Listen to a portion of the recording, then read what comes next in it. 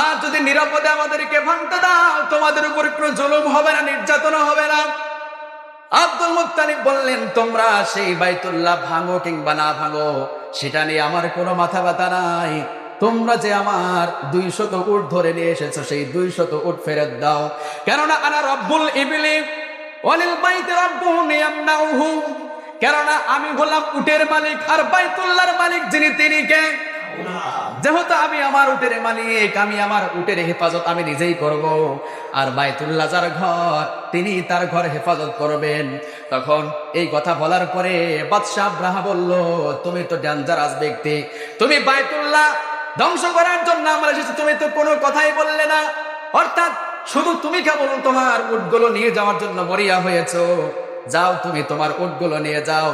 আর তুমি যে বললে ওই ঘরের একজন মালিক আছে, আমরা দেখে নেব সে আমাদেরকে ইয়ামনাউহু কিভাবে বাধা দেয়।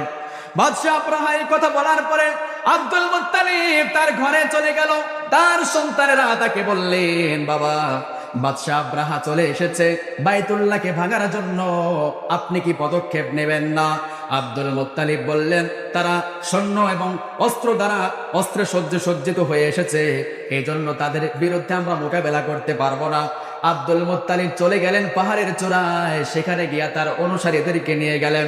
যাওয়ার পরে তারা হাত তুললেন, হাত তুলে আল্লাহর কাছে বললেন, আল্লাহ, আপনি হলেন আপনার ঘরের মালিক, আর আমি হলাম আমার উটের মালিক। আমি আমার উট ফিরিয়ে এনেছি, আপনি আপনার ঘর রক্ষা করেন।